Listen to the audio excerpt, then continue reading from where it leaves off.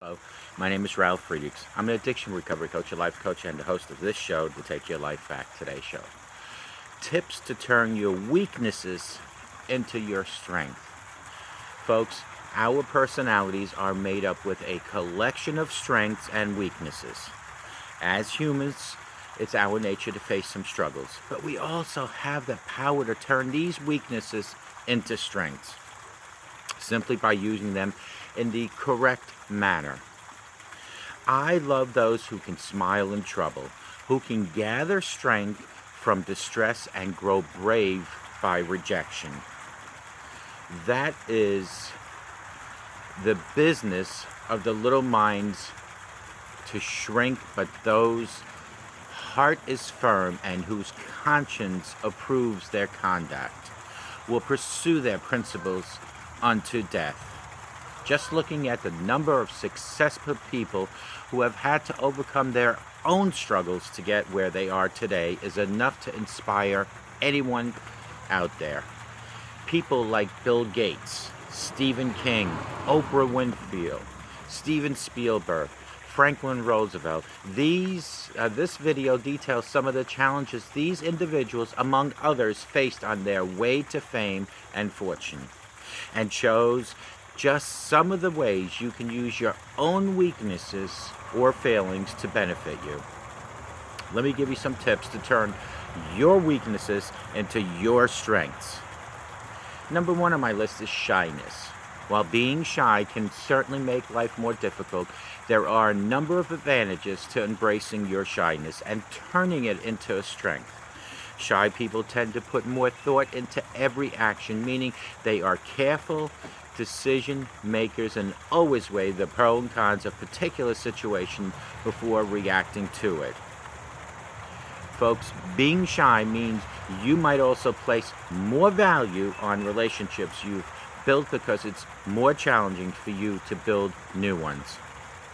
This can be hugely beneficial for you, as you will have lasting relationships with loyal people, friends, clients.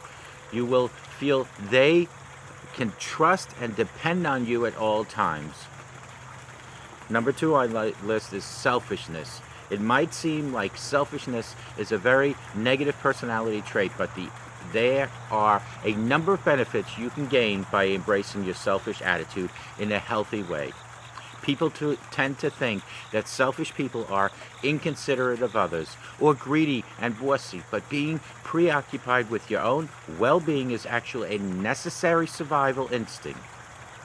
Try to be self-focused rather than self-involved to turn this weakness into a strength.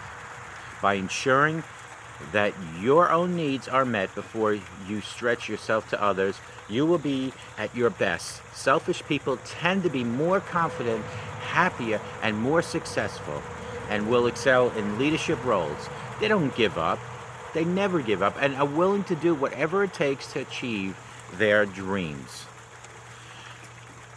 Big egos. This trait goes hand in hand with selfishness. A healthy ego means that you are more confident and more likely to take the risks to achieve your goals. While having a big ego can certainly lead to more self-destructive tendency, if you can keep your ego in check, you can certainly use it to your advantage throughout your life.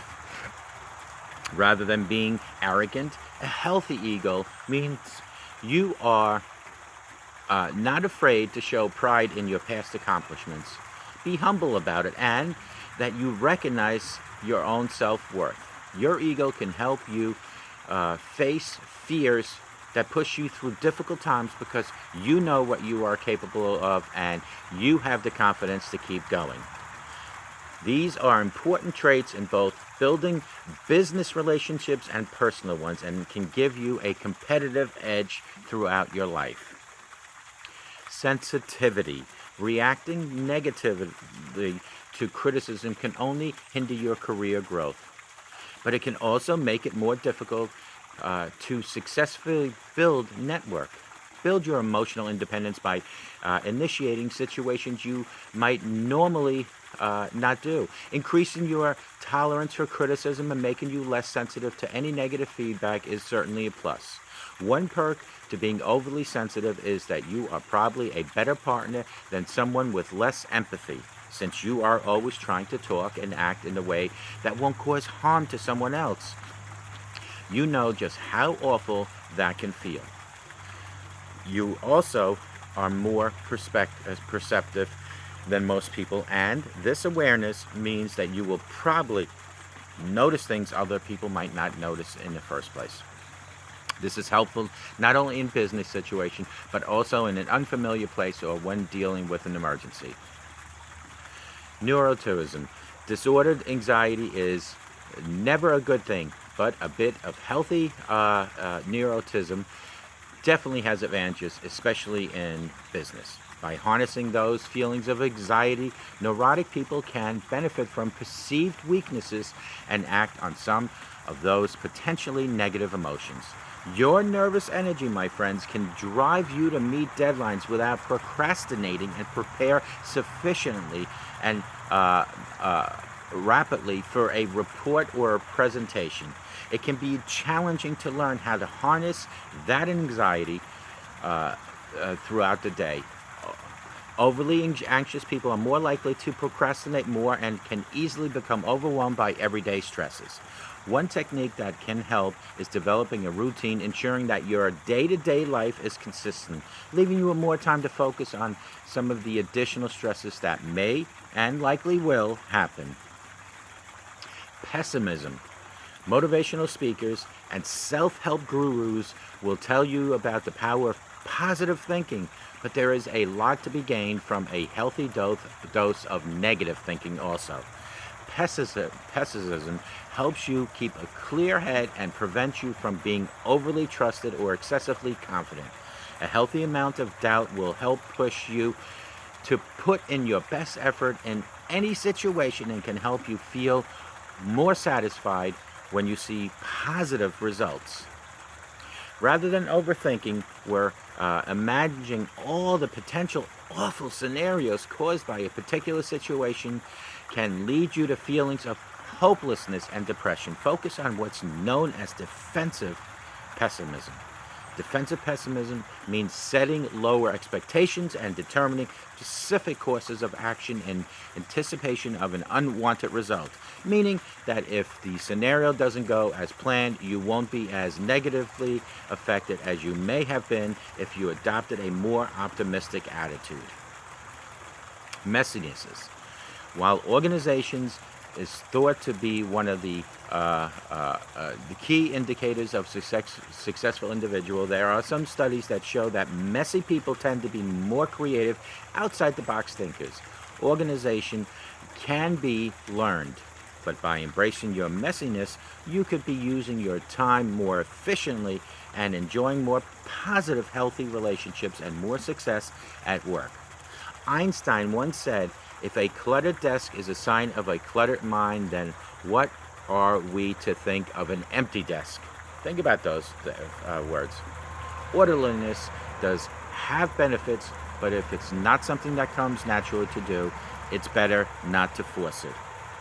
Not only will you spend more time trying to get organized and less time on the other priorities in your life, there is also evidence that a tidy, uncluttered space restricts creativity and inspiration. Make the most of your creative mind and don't worry so much about trying to organize your space. Do some self-inventory. Do some self-inventory and come up with a few weaknesses you might have. By developing an awareness of how your weakness might impact your personality and hinder you both personally and professionally, you are, my friends, already one step closer to taking steps to turn these traits around and use them as opportunities for growth. Turning your weaknesses into strengths won't make any of these traits go away, but it will give you the tools to achieve your dreams while being the best possible version of you that God has created. Call me at 844-405-HELP because you and I, we can help each other take our lives back. Folks, be good to yourselves. And just as important, be good to others. A simple smile to a total stranger can change that person's life forever. May God bless you. May God bless America. And remember, please, please, please, reach out to God for guidance and direction each and every day. Take care, and may God bless you.